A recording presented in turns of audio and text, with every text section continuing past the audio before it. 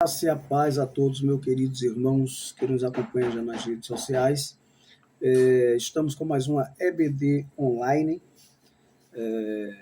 A lição que vamos estudar amanhã é a de número 11, que tem por título, amanhã é o dia 15 de março de 2026, e a lição tem por título O Pai e o Espírito Santo. O texto nos diz: porque todos os que são guiados pelo Espírito de Deus, esses são filhos de Deus. Romanos 8 e 14. A verdade prática ainda nos diz assim: o Espírito Santo nos liberta da escravidão do pecado, confirma a nossa filiação em Cristo e nos conduz à herança eterna planejada pelo Pai. A leitura bíblica em classe, para quem não tem lição, está em Romanos 8, 12 ao 17 e Gálatas 4, 1 ao 6. A palavra-chave é filiação. A introdução nos diz que a ação do Espírito Santo na vida do crente é um dom do Pai e do Filho. Ele nos tira da escravidão do pecado, confirma nossa filiação em Cristo e nos assegura a herança prometida. Essa é uma obra trinitária que nos transforma por completo, né? Da condenação à comunhão e da carne à glória eterna. Nesta lição, a gente vai ver como o Pai e o Espírito agem conjuntamente para garantir nossa adoção como filhos e herdeiros de Deus. Como é que o Pai faz isso e o Espírito, né, realiza essas obras maravilhosas? O primeiro tópico nos diz o Espírito e as dádivas do Pai, ou seja, os dons perfeitos do Pai. Da escravidão à filiação.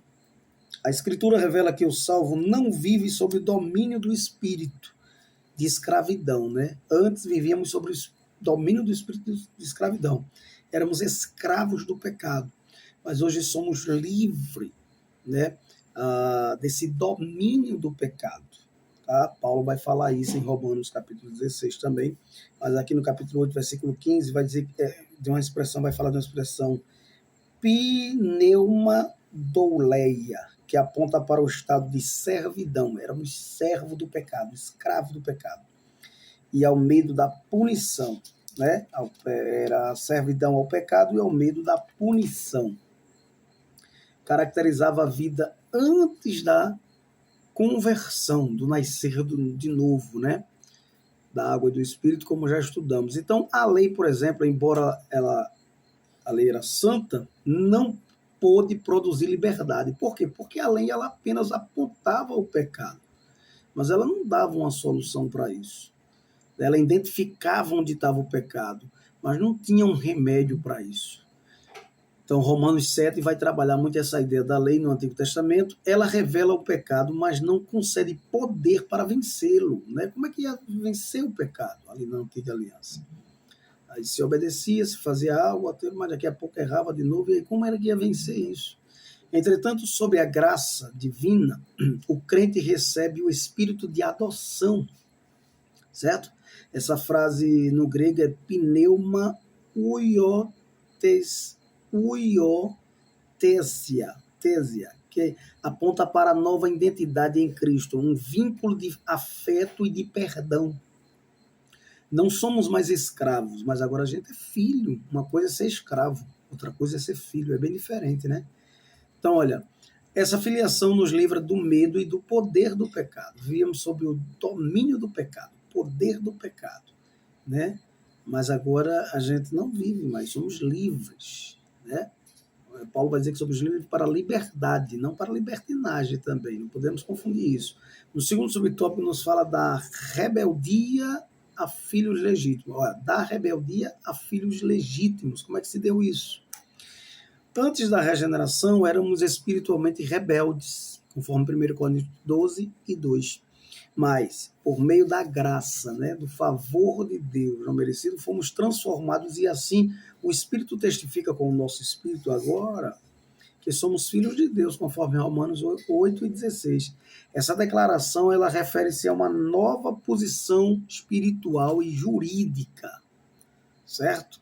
O Espírito opera a adoção e confirma interiormente essa verdade, dando testemunho direto ao nosso coração. Tá certo, queridos? ou ao coração do crente, né? Os privilégios dessa dádiva incluem o direito de chamar a Deus de Pai. Eu não apenas chamo meu Deus, meu Senhor, meu Salvador, mas meu Pai, né? Pelo qual chamamos Abba Pai, Romanos 8:15, em que o aramaico, né, Abba, é a forma carinhosa para pai, que pode se chamar de papai, certo? E indica que em Cristo temos íntimo e livre acesso ao Deus Todo-Poderoso. Olha que maravilha, Efésios 2:18. Outro benefício do filho, tornando legítimo, é que ele se torna herdeiro de toda a riqueza do seu pai adotivo. Olha que coisa maravilhosa. Já parou para pensar nisso? Então, no terceiro subtópico, nos fala das trevas à plenitude do Espírito. No terceiro subtópico do primeiro ponto ainda. Ele vai dizer que no outro tempo vivíamos em trevas espirituais. As trevas simbolizavam pecado, separação de Deus, né? Vivia numa vida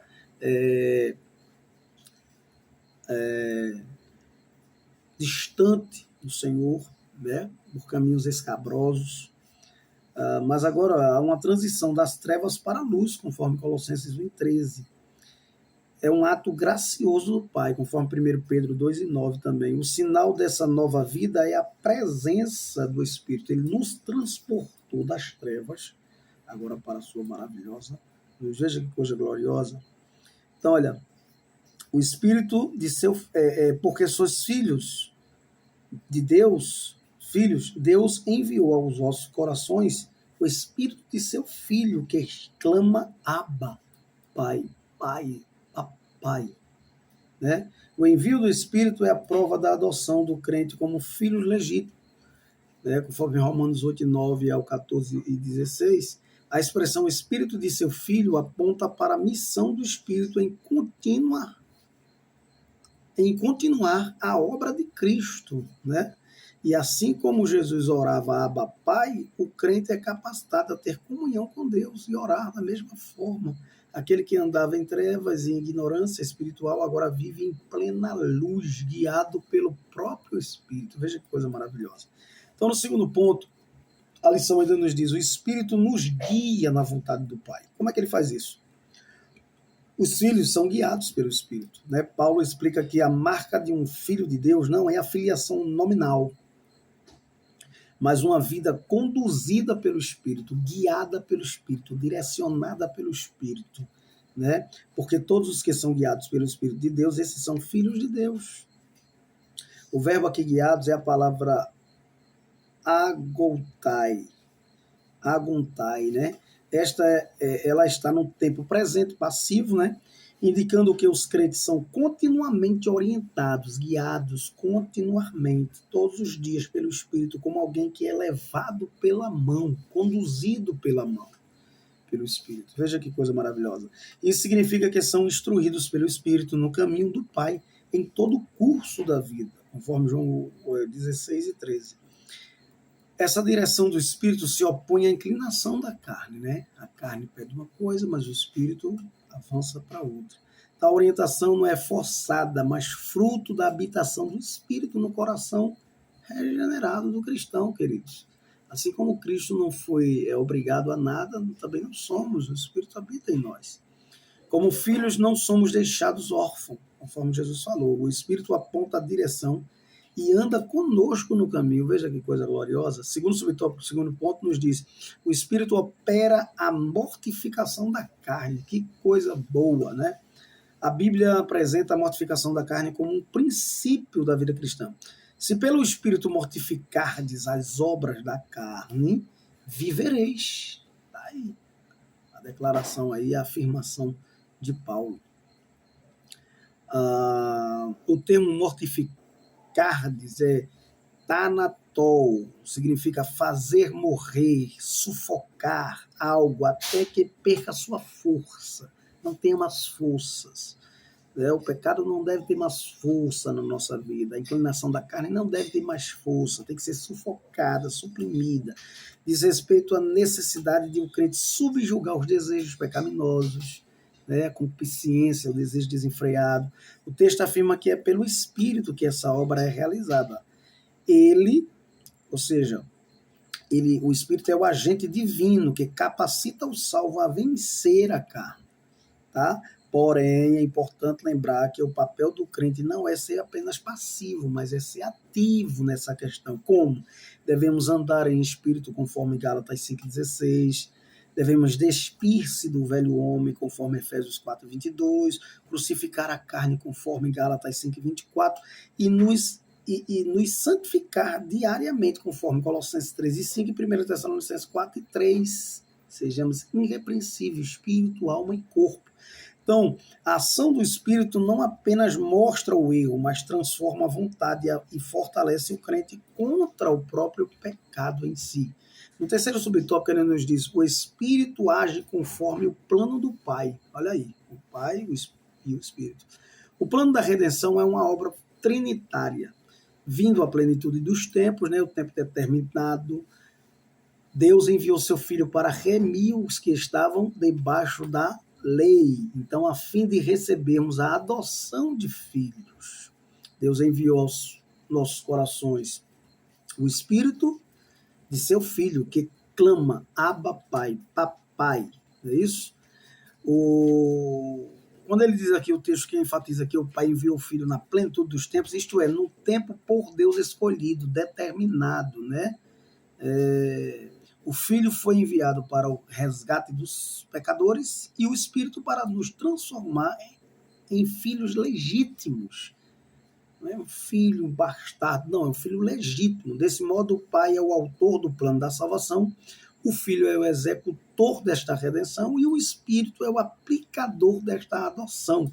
A gente vai ver nisso aí um plano maravilhoso revelado de uma perfeita harmonia na Santíssima Trindade, né? Então, no segundo tópico, vai dizer ainda assim, no terceiro ponto, melhor dizendo, vai dizer, a Trindade nos conduz à herança eterna. No primeiro subtópico do terceiro ponto, a doutrina da herança é inseparável da adoção, né? Porque a partir de que se tem a adoção, se tem uma herança. Então, Paulo apresenta um dos benefícios da filiação. Se nós somos filhos, logo somos herdeiros, co-herdeiros com Cristo, né? Herdeiro de Deus. O termo herdeiro é kleronomos, o kleronomos, que é utilizado no contexto legal para indicar que os adotados passam a ter pleno direito sobre os bens do Pai. Que coisa gloriosa, hein?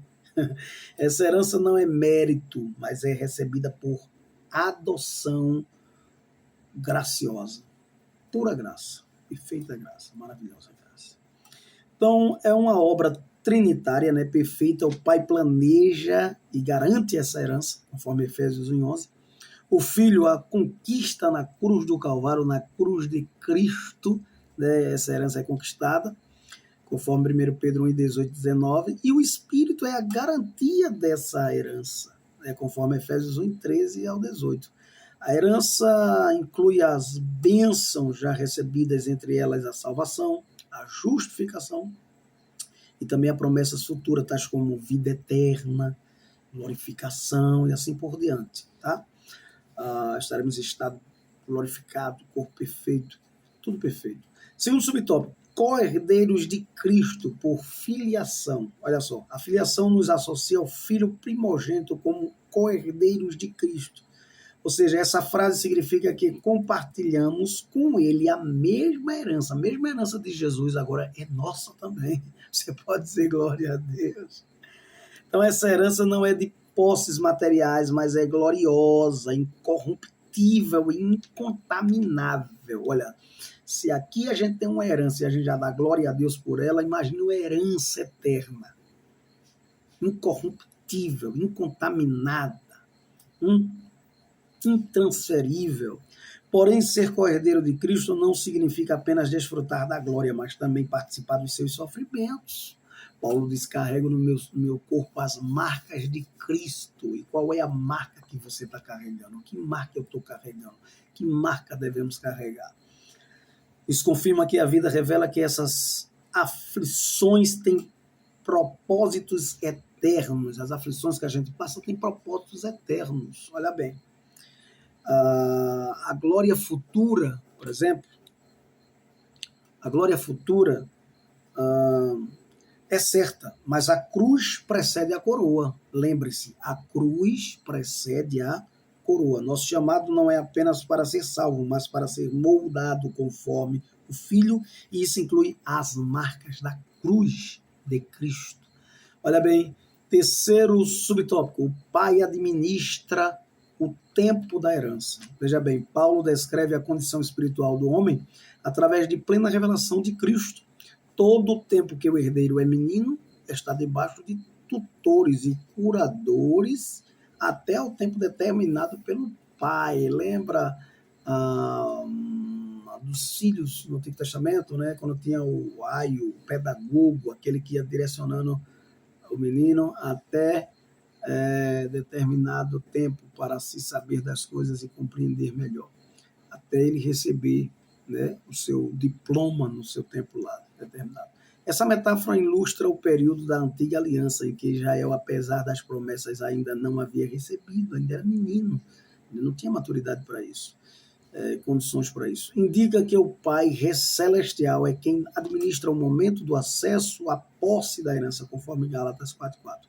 Ele tem o controle do tempo oportuno e exato. Escuta só.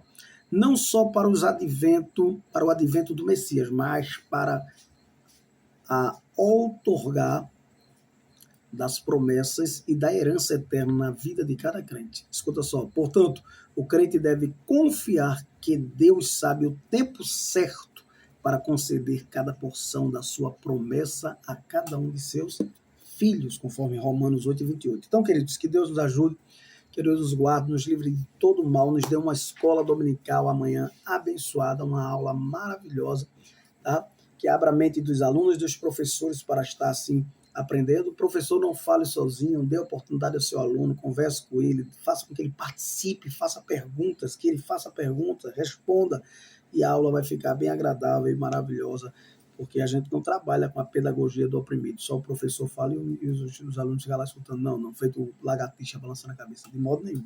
Então a Trindade nos conduz à herança incorruptível e eterna.